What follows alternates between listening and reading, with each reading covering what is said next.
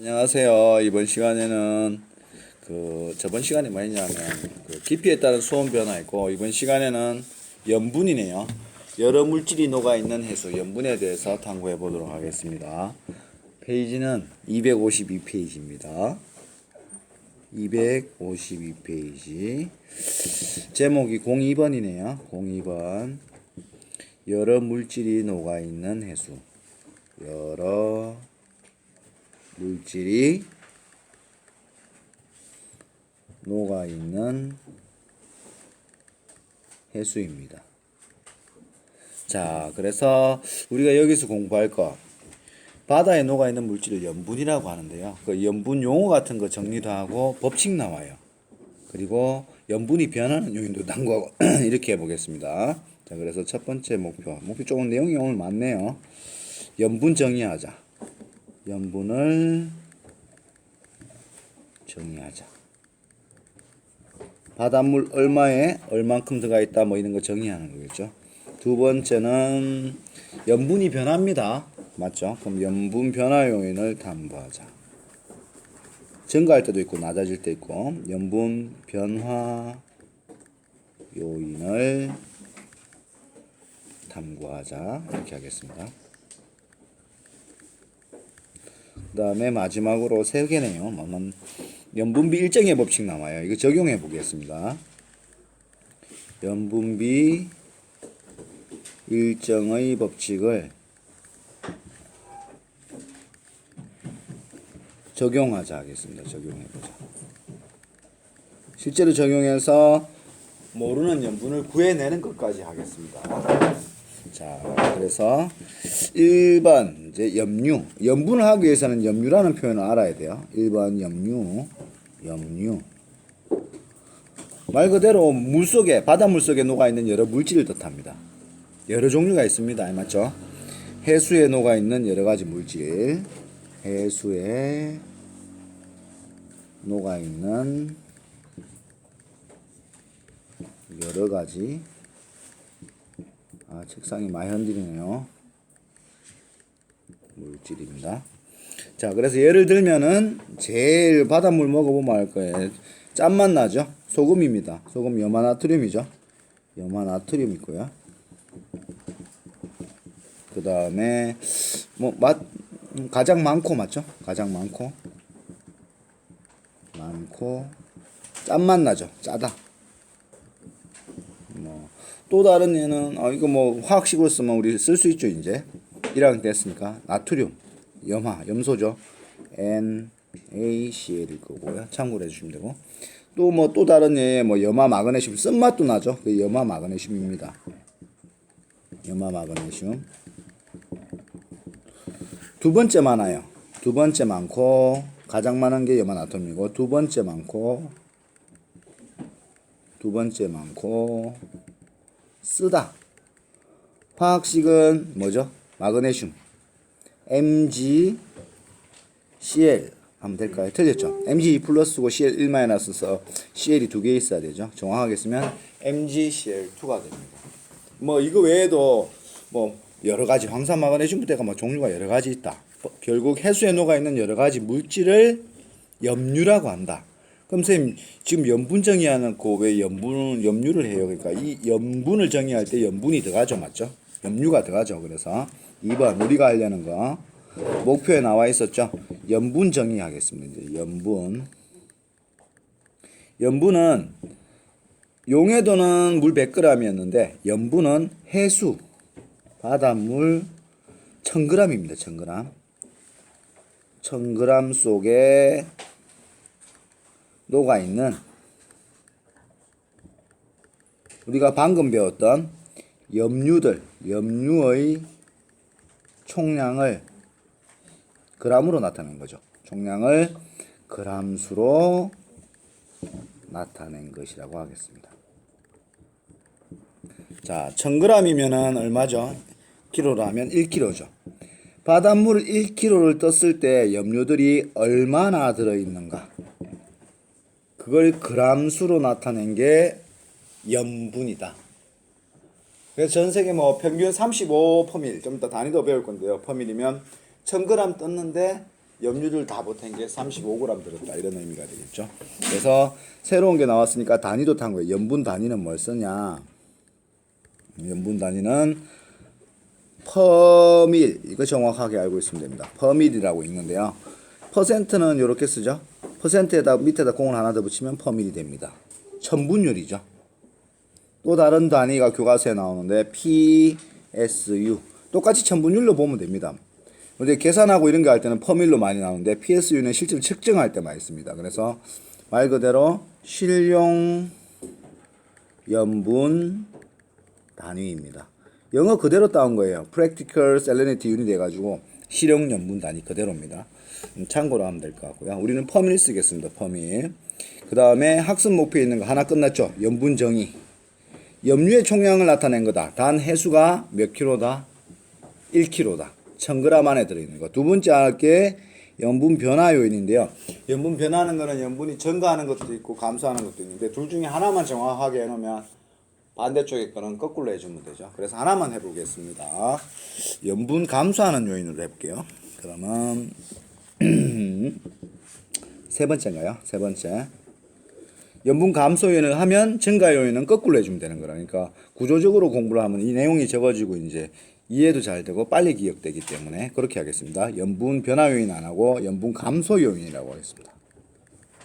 염분 감소 요인.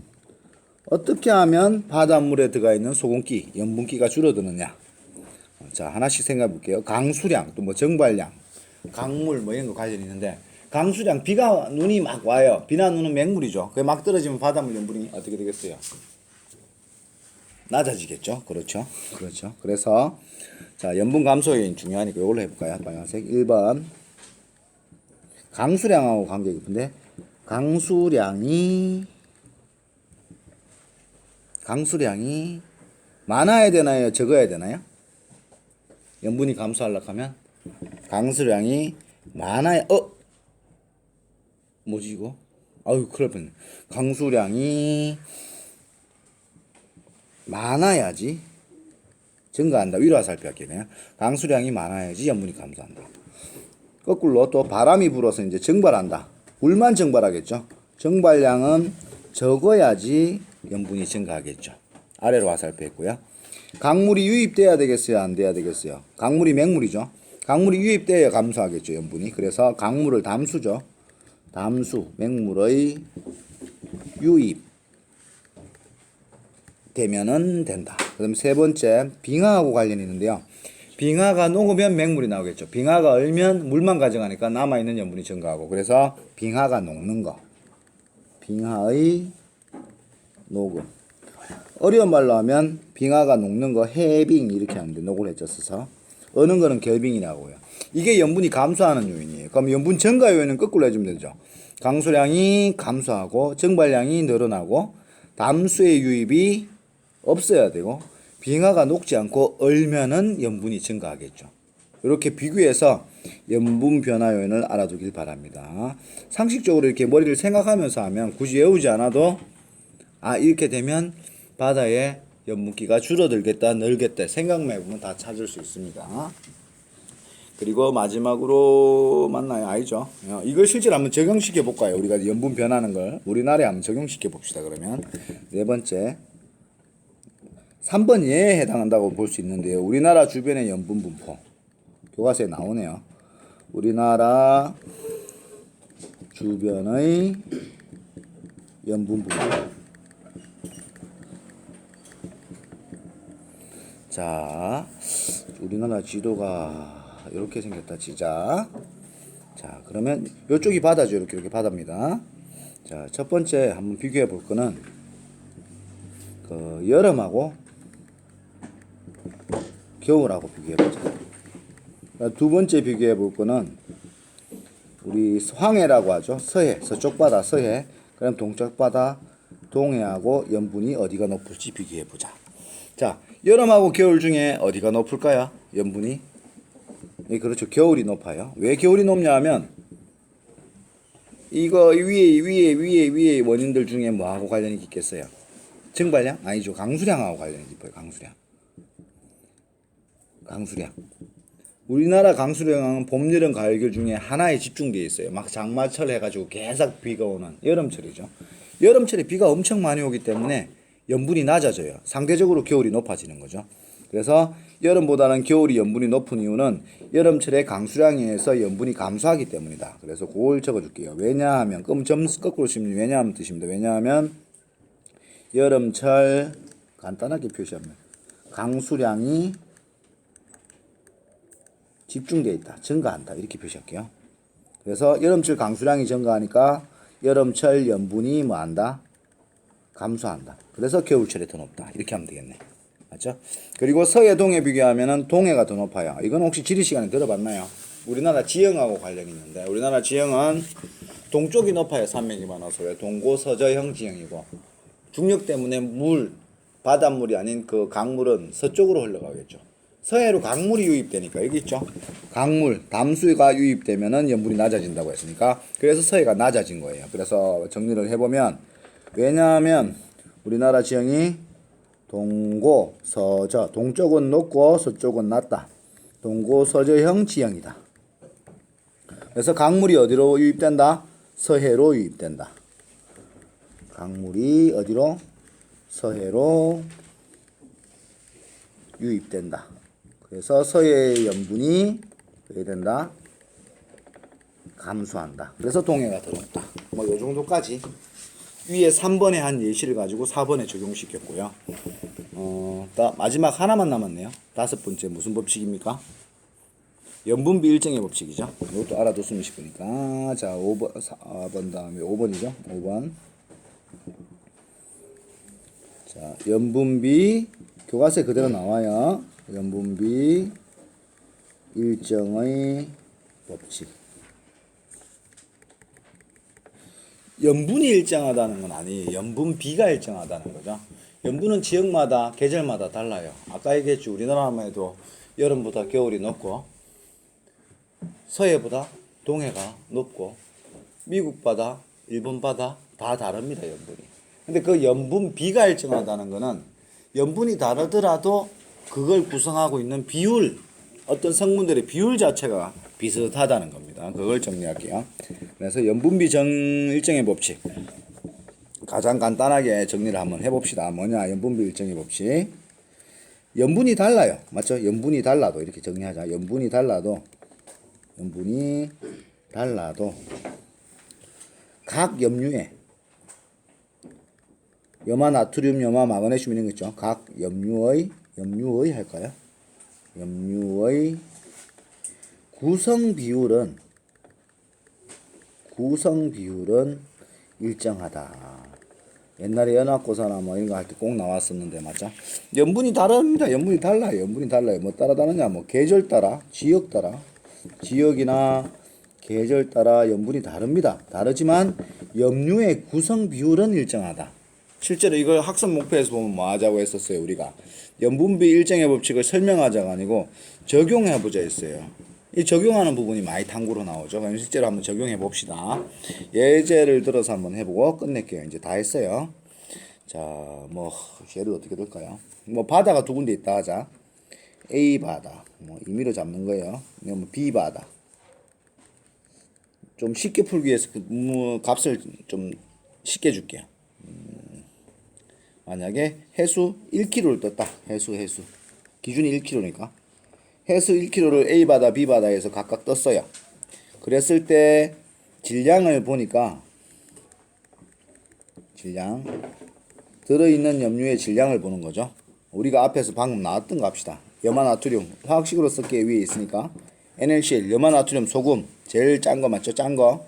얘가 A 바다에 24g 들어있었다고 하자.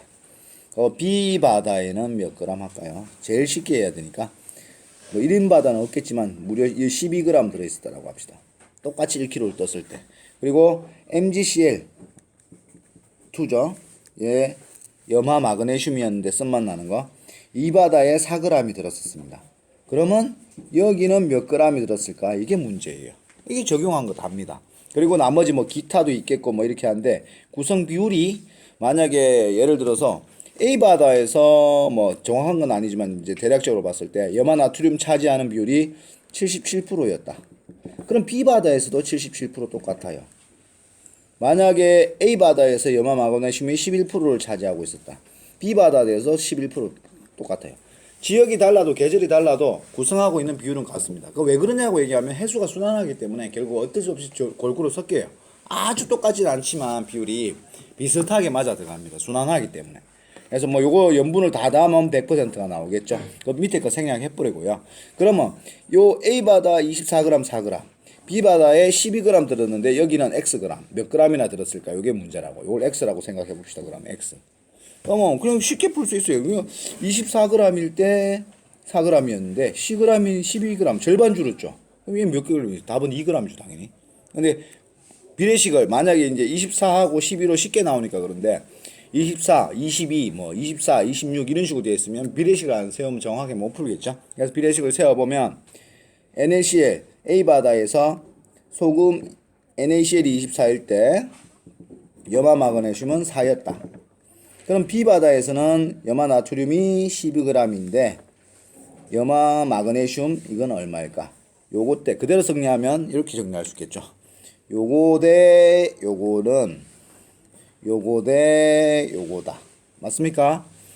요거 대 요거는 요거 대 요거다. 쭉 하면 되죠. 따라서 이렇게 계산해서 하면 X는 얼마가 나온다? 2g이 나옵니다. 요게 염분비율증의 법칙을 적용한 거예요. 그래서 오늘은 요까지 하도록 하겠습니다. 종이 치네요. 자, 그리고 잠시만 이거 어떻게